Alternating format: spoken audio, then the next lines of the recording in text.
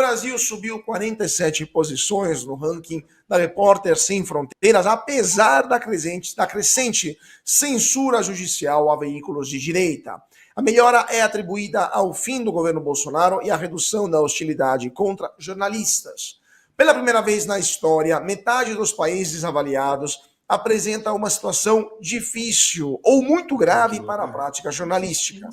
Fatores econômicos como concentração de mídia e domínio das big techs estão entre os principais desafios. Mas lembramos, esse ranking do Repórteres Sem Fronteiras revela uma condição alarmante. De um lado, celebra a melhora do Brasil em 47 posições, mas do outro, omite a realidade da censura estatal contra veículos de comunicação e perfis de direita. E aí eu vou perguntar para o nosso doutor André Marcília, deixa eu ver se está conosco. Doutor Marcília, agora sim. Doutor Marcília, esse ranking da Repórteres Sem Fronteiras faz algum sentido no Brasil de hoje, onde ministros do Supremo Tribunal Federal pedem a extradição de jornalistas para países terceiros, extradições que são recusadas por causa do risco que essas pessoas correriam no Brasil e das acusações frágeis contra esses jornalistas?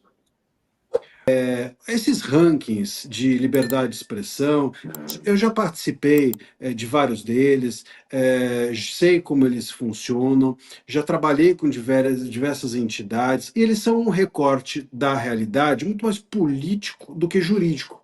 E é isso que a gente precisa entender.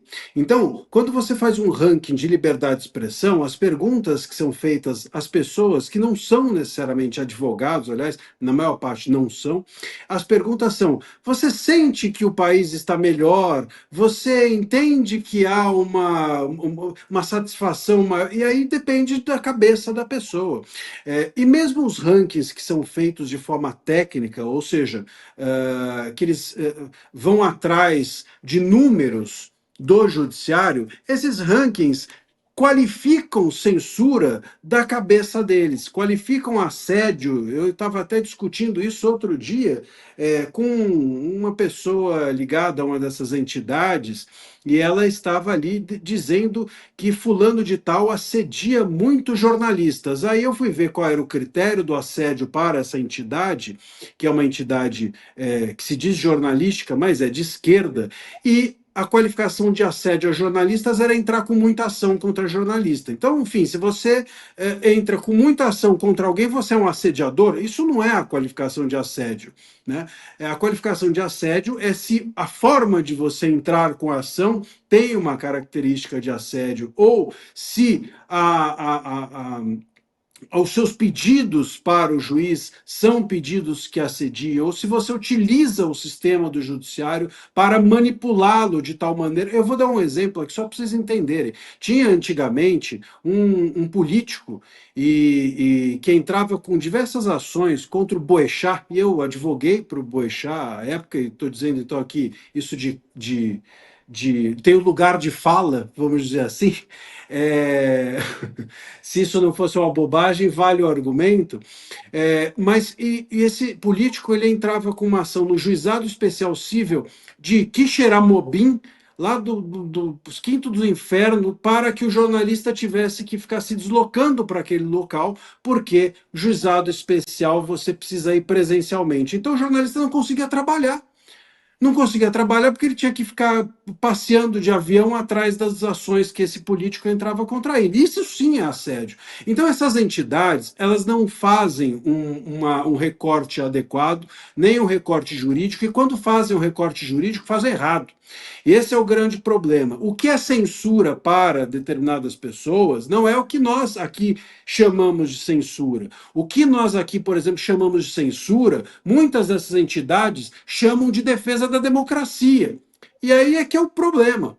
Então, se você faz a pesquisa com a premissa errada, ela responde para você o que você quiser. É como o espelho ali da bruxa da Branca de Neve. Se você tem ali aquele espelho viciado, você todo dia vai ter a resposta de que você é a pessoa mais bonita do reino. E é isso que perguntam nessas pesquisas. Nós somos o país democrático, nós temos o país mais democrático do mundo, espelho, espelho meu. E como esse espelho está viciado, ou essas pessoas que recebem essas perguntas são pessoas alinhadas à mesma ideologia, a resposta é sempre sim, esse é o país mais democrático do mundo, bruxa má. Esse é o país mais democrático do mundo, Darcio, na sua opinião, com esse Supremo atuando dessa forma, inclusive atuando contra não apenas jornalistas, mas contra membros da classe política, que tem, segundo a Constituição, a imunidade parlamentar por qualquer palavra que proferem. Estamos ainda em democracia e esse ranking faz algum sentido, na sua opinião?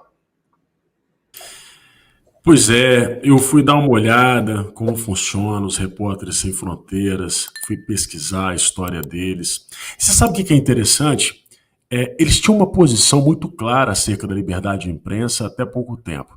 Criticaram Hugo Chávez, criticaram a ditadura cubana, criticaram toda a repressão e eles eram alvos de críticas da esquerda, acusados de serem pró-imperialismo. É uma entidade mantida por bilionários. Mas algo aconteceu. E o critério utilizado para poder subir o ranking do Brasil de liberdade de imprensa foi o econômico.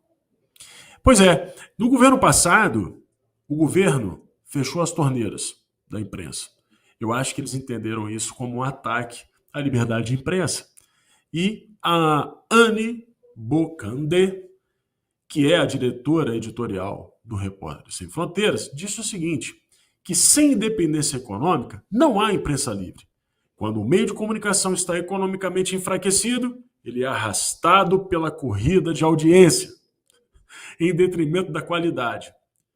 E pode se tornar uma presa fácil de oligarcas ou tomadores de decisão pública que o exploram.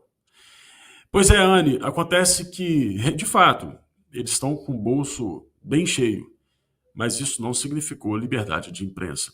O critério, portanto, que fez com que o Brasil ganhasse tantas posições, na verdade, serviu para poder terminar de amordaçar, ainda que com dólares, a boca daqueles que poderiam ajudar o Brasil a sair dessa situação. Porque tudo isso que a gente falou até aqui poderia ser denunciado, inclusive pela imprensa, mas não pode. Porque hoje a imprensa sequer é perseguida, porque ela faz parte de quem persegue, se é que vocês me entenderam. Eu estou falando da grande imprensa, obviamente. Porque a imprensa paralela, bem, essa imprensa não oficial, a que está aqui no Brasil, corre risco de censura, porque o resto já fugiu daqui há muito tempo. É isso, Cauê. O ministro Márcio França, ministro do empreendedorismo, outro sumido no radar dos 40 ministérios de Lula, espera conversar com o presidente da República antes de avançar na pré-candidatura ao governo do estado de São Paulo. França quer o aval do presidente antes de iniciar a campanha contra Tarcísio em 2026. Os petistas aqui de São Paulo já teriam dado sinalização positiva, mas o ministro aguarda a confirmação de Lula. Após o aval, França pretende iniciar viagens ao interior, priorizando municípios onde Tarcísio não vai. Então, eu queria falar sobre isso. Continuando com o Darcio, que é político também. Darcio, a sua opinião, sei que você é do Espírito Santo, mas a sua opinião sobre essa movimentação do Márcio França para tentar disputar o governo do Estado contra Tarcísio, em um Estado onde o PT não governa há basicamente 30 anos, né, o PT radioativo no governo. Qual é o sentido dessa candidatura de Márcio França, que perdeu todas as últimas que ele tentou? O Márcio França, ele me lembra, assim, ele tem um carisma do Zé Serra e do Alckmin junto. Ele é uma espécie, não é para rir, gente, vocês vão me fazer rir também. É porque, assim, ele não tem carisma, né? É a ausência total de carisma. E é incrível, assim, porque ele acho que era do PSB, a última vez que ele concorreu foi pelo PSB, e ele conseguiu perder para o Dória. O Dória com todo aquele jeito histriônico, calça apertada, aquela coisa toda. Assim, eu estou tentando ficar sério, porque o assunto é trágico se vocês pararem para analisar. Agora, essa tentativa de concorrer ao governo de São Paulo, ela me parece mais uma forma de viabilizar, eventualmente, uma base pensando em outro projeto eleitoral. É o que eu imagino. Eu acho que o Márcio França pode estar sinalizando nessa direção para poder tentar negociar a possibilidade de disputar ou o Senado ou até mesmo de construir base nos parlamentos, tanto estadual quanto federal, ano que vem, para poder eventualmente planejar um outro desenho de articulação política de poder.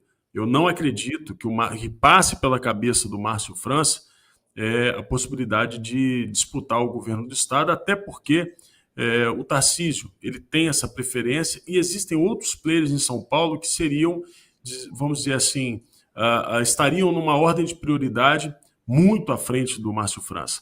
Dentre eles, o próprio Ricardo Nunes, que tem esse interesse, caso o Tarcísio se viabilize para uma presidência da República na ausência do Bolsonaro, e até mesmo o Kassab, do PSD, que tem desenhado ali uma articulação política para disputar esse governo, o que seria muito ruim para São Paulo, por sinal. Mas, de qualquer modo, o Márcio França realmente ele não tem essa possibilidade.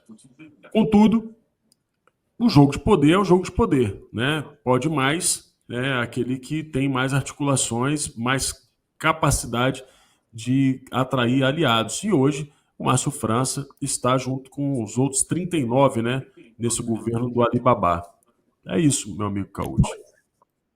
Pois é, E também tem a questão, Darcio, que a esquerda, em geral, o PT, não tem personalidades fortes para apresentar o governo do Estado de São Paulo, porque a turma do PT paulista, ou são bandidos, ou estão presos, ou são velhos demais para concorrer a qualquer tipo de eleição de forma competitiva, ou são velhas raposas que têm uma rejeição altíssima aqui em São Paulo. Imagina os irmãos Tato, a família Tato, que tem um bairro, basicamente, a Tatolândia, que é deles, só que eles são odiados por todo o resto da cidade, No interior, basicamente... A turma da Marmita Fantasma, não é isso? Não é? Exatamente, aquela é a própria, entre as outras, O interior do estado, passou de Jundiaí até o Mato Grosso, uma fortaleza conservadora. Na Baixada, basicamente, é PCC, então não sobra muito, Então, o PT sobra. A esquerda tem quem? Tem o Márcio França, que tem os seus lá quase 70 anos. No futuro, quem sabe a Tabata, mas ainda é muito nova, poderia se tornar uma liderança aqui, mas por enquanto ainda não. Então, assim, só sobrou ele, de fato. Para o PT é quase uma escolha forçada, porque melhor com o Márcio França, pior sem ele, para não ter literalmente ninguém apresentar nas eleições. Aí seria uma eleição um candidato único, Tarcísio, que, por sinal, como você falou, é muito bem avaliado aqui em São Paulo.